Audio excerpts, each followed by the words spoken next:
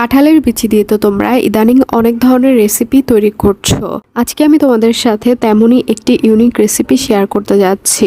ডাঁটা, কাঁঠালের বিচি আর চিংড়ি মাছ, এই তিনটা দিয়ে যে অসাধারণ একটা তরকারি রান্না করা যায় এটা তোমরা অনেকেই জানো, তবে আমি কিভাবে রান্না করি সেটি আজকে তোমাদের সাথে শেয়ার করছি।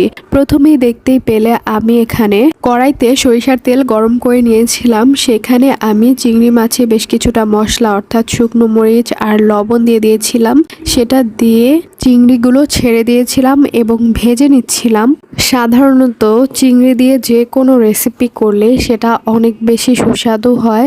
অনেকে দেখা যায় অন্য কোনো মাছ খেতে চায় না, কিন্তু চিংড়িটা তারা অবশ্যই খায়। এ পর্যায়ে আমি দিয়ে দিয়েছিলাম পেঁয়াজ কুচি দিয়েও আমি ভালো মতো নাড়াচাড়া করে ভেজে নিচ্ছিলাম। এখন দিয়ে দিয়েছিলাম আদা বাটা আর রসুন বাটা একসাথে 1 চা চামচ।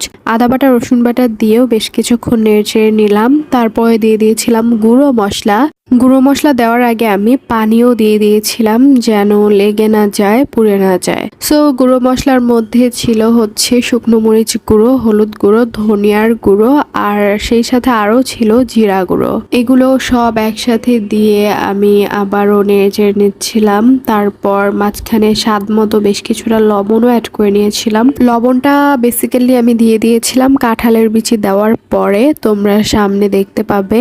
তোমরা অবশ্যই পরিমাণ মতো লবণ দিবে। যারা লবণ বেশি খাও তুলনামূলকভাবে বেশি দিবে, আর যারা কম খাও কম দিবে। তো এই তো আমি নেড়েচেড়ে কষিয়ে নিচ্ছিলাম। তারপর কাঁঠালের বিচিগুলো দিয়েও আমি কষিয়ে নিলাম ভালো মতো। মাঝখানে হালকা একটু পানিও দিয়ে দিয়েছিলাম। তো তোমরা যারা আমার ভিডিওগুলো প্রায় দেখো, আমার রেসিপিগুলো দেখো, তোমাদের কাছে আমার একটা রিকোয়েস্ট, তোমরা অবশ্যই আমার চ্যানেলটিকে সাবস্ক্রাইব করে দিও, কারণ আমার চ্যানেলটি হচ্ছে এখন নতুন। তোমাদের সাহায্য আমার অবশ্যই অনেক বেশি প্রয়োজন। তোমরা যদি সাপোর্ট করো তাহলে কিন্তু আমি আরো সুন্দর সুন্দর ভিডিও তোমাদের জন্য নিয়ে আসতে পারবো, সুন্দর সুন্দর রেসিপি নিয়ে আসতে পারবো। সো এই তো আমি এখন ভালো মতো নেড়েচেড়ে কষিয়ে নিচ্ছিলাম। কাঁঠালের বিচিটা যেন ভালো মতো সিদ্ধ হয়ে আসে সেজন্য আমি ঢাকনা দিয়েও ঢেকে দিয়েছিলাম। যে পর্যায়ে কাঁঠালের বিচিটা ভালো মতো সিদ্ধ হয়ে এসেছিল তখন আমি কেটে রাখা ডাঁটাগুলো ছেড়ে দিয়েছিলাম।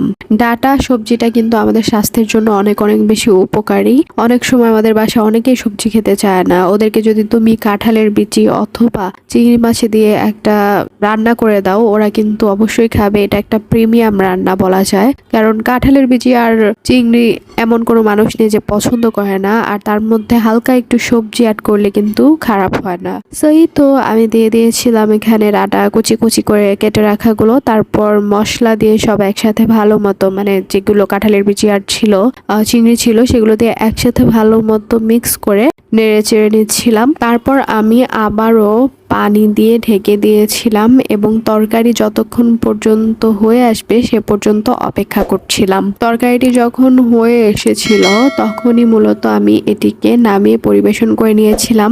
আজকে আমি অবশ্য কাঁচামরিচ দিতে ভুলে গিয়েছিলাম। তোমাদের যদি কাঁচামরিচ থাকে তোমরা ফালি ফালি করে কেটে অবশ্যই তরকারিতে দিয়ে দিবে লাস্টে, তাহলে কিন্তু স্বাদটা আরো বেশি সুন্দর হবে, ভালো হবে।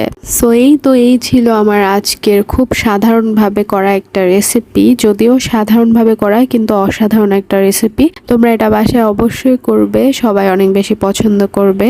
ভালো থেকো, সুস্থ থেকো। তোমাদের সাথে দেখা হবে নেক্সট অন্য কোনো ভিডিওতে, অন্য কোনো রেসিপিতে। আল্লাহ হাফেজ।